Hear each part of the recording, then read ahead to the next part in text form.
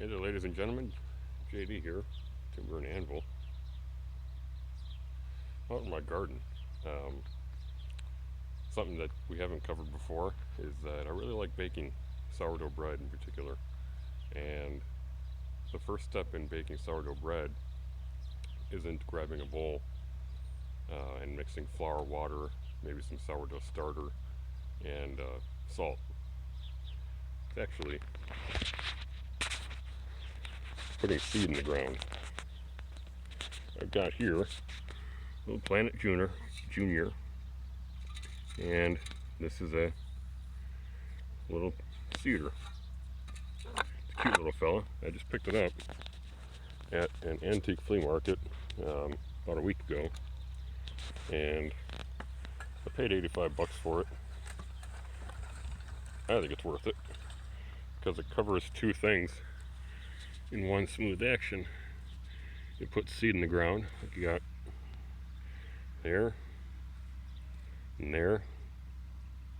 There's a few. And it kind of rakes the dirt over it too at the same time. It's got these little tines on the side that's called hilling, and in the front you have a little plow, and the seed drops in. The plow is just hollow. Yeah, it's hard to see in there. There you go. You're looking at the back of the plow, so that's hollow, and the seed just drops down in there. And so the hollow of the plow creates a void in the dirt, and seed drops down in there, and then the hilling tines on the back cover the basically the groove, the channel that the plow made, right back up, and you just keep rolling along. And periodically I'll check, because unlike broadcasting, I can't immediately see where my seed is. I can't see how well it's coming out. The seed rate on this thing is adjustable, and so I don't want that. So I've been coming along and periodically checking to see if I've got low spots, or I should say spots where I don't have much seed. And there's some seed there. Not sure how well you're able to see that from the rocks on the camera, but I can see it well enough. And I've got a pair of pliers in my pocket, and I just go and adjust it until I think it's alright. I sort of did a rough calibration in my garage by just running the thing on the concrete floor. But of course that's a little bit different environment than out here, because you have a perfectly smooth concrete floor versus a whole bunch of dirt. So that plays a role. But I just go over the grass, I'm sorry, not the grass, over the garden plot a few times, and I got 1,000 square feet here, so I gotta get something out of it, right? And it's a fun little toy.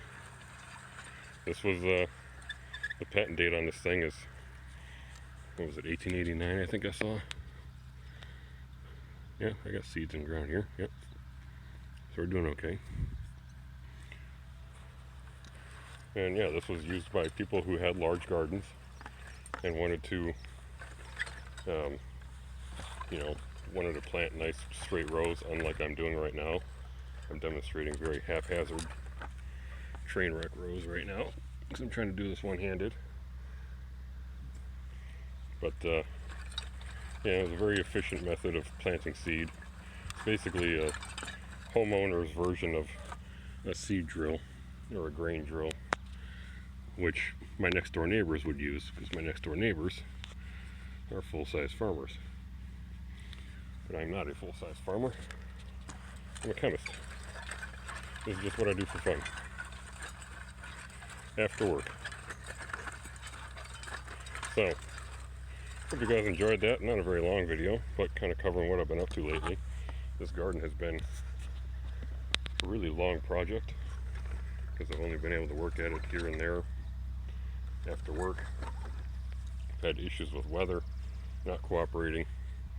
And then of course it was quite a process to till all this land and get as much of the clumps of grass and everything out of it as I could.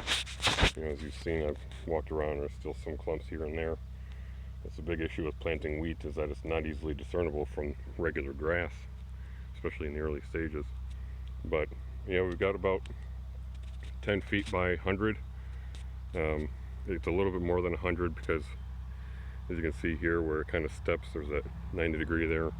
I left that because honestly I don't know what the lay of the land here was before I came along, but goodness, the rocks that I found there are almost the size of human heads, just boulders in there that my rototiller got jacked up pretty good on.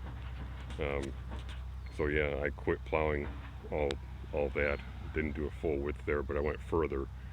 So I think the exact count, just based on pacing it off, was 1,040 feet roughly. But still, should be fine. But yeah, the process was running through it with my rototiller on my Simplicity garden tractor. It broke out the grass, and then I have a dirt sifter in my garage that my brother built, and you know, he's no longer with us. Actually, tomorrow will be 9 years. May 16th is 9 years since he was killed in a motorcycle accident. So watch for motorcycles. I don't care what country you live in.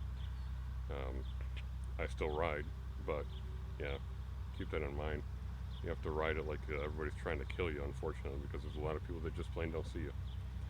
But I digress. Anyhow, he built this dirt tumbler, which is basically a very large chicken wire contraption, or it's finer than chicken wire. It's only like half-inch holes or something like that in the mesh, and 2 rims on either side. The thing's like 6 feet long, and you have an electric motor that drives a V-belt, and the thing just spins around slowly, and you shovel dirt in there and grass clumps, and it beats the grass clumps around. They kind of tumble in there and everything, and then the loose dirt breaks out, falls down, straight down underneath the mesh, and you have a beautifully smooth sifted dirt, and then all the grass clumps and everything else that doesn't fall through just ends up at the backside falling into a cart.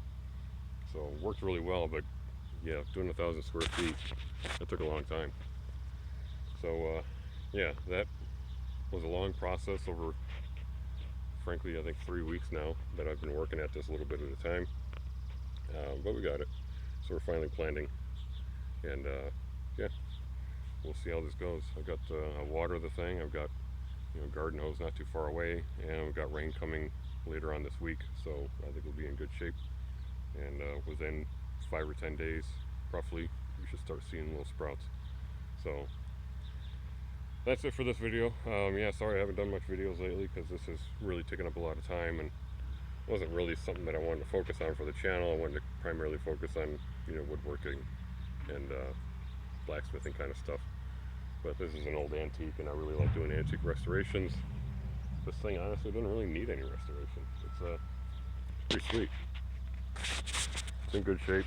I don't know if it was already restored at some point, but yeah, I'm happy with it. Anyhow, hope you enjoyed that little sneak peek at my farm here. Stay tuned, and we'll see you on the next video.